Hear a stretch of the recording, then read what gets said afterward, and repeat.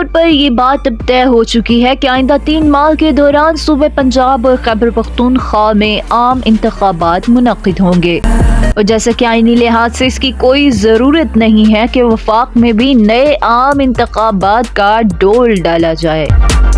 حکمران اتحاد میں شامل جماعتیں اس پر بالکل قائل نظر آتی ہیں کہ عام انتخابات آئندہ سال اپنی مقررہ مدت پر ہی ہوں گے۔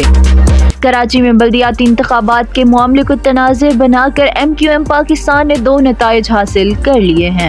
پہلا یہ کہ بلدیاتی انتخابات کو ملتوی کرنے کی کوششوں کو حتمی طور پر نہ صرف ناکام بنا دیا بلکہ MQM پاکستان کی دھڑوں میں بکھری ہوئی قوت کو بھی یکجا کر لیا ہے، جس کے نتائج آئندہ چند روز میں بیلٹ باکس سے نمایاں ہو کر سامنے آ جائیں گے۔ یہ سب کیا ہوا اور کیسے ہوا، اس کے لیے کسی لمبی چوڑی تھیوری میں پڑھنے کی ضرورت نہیں، کیونکہ گزشتہ سالوں میں MQM پاکستان کے بکھرے ٹکڑوں کے نتائج نے تنظیم کی قیادت کو کافی سبق سکھا دیا ہے۔ وہ جان چکے ہیں کہ دھڑوں کا اتحاد ہی انہیں شہر کی بلدیاتی اور بعد ازاں صوبائی اور قومی سیاست میں زندہ کر سکتا ہے۔ یہاں سوال یہ ہے کہ بیرونی مدد کے بغیر PTI کراچی کے انتخابات میں کس طرح پرفارمنس دے گی۔ خود یہ سوال پنجاب کے حوالے سے عمران خان کے سر پر تلوار کی طرح لٹک رہا ہے کہ عمران خان کے ساتھ الیکٹیبلز کتنے دنوں تک کھڑے رہیں گے۔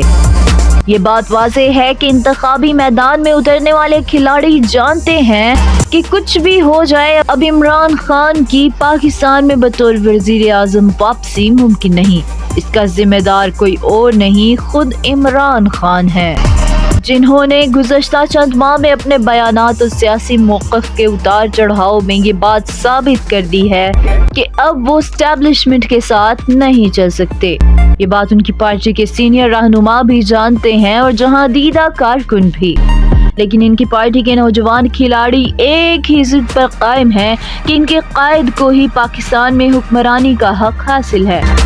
لیکن معتبر سیاسی حلقے جانتے ہیں کہ دونوں صوبائی اسمبلیوں کے انتخابات کے نتائج شاید عمران خان کی مرضی و منشا کے مطابق نہیں ہو سکیں گے۔ یہ ذمہ دار تجزیہ کار کا کہنا ہے کہ اس بات کا قوی امکان ہے کہ PTI پنجاب اور خیبر پختونخوا میں سنگل لارجسٹ پارٹی کے طور پر نہ ابھر سکے۔ اگر ایسا ہوا تو ایک بار پھر عمران خان کو پرویز الہی جیسی بیساکھیوں کی مدد لینے کی ضرورت پیش آ سکتی ہے۔ پاکستان نیوز انٹرنیشنل سے فی الوقت اتنا ہی۔ مزید خبروں، تجزیوں، اپڈیٹس اور معلومات کے لیے ہمارے ساتھ رہیے اور ہمارے چینل کو لائک، شیئر اور سبسکرائب کر کے ہمیں سپورٹ کرنا بالکل مت بھولیے گا۔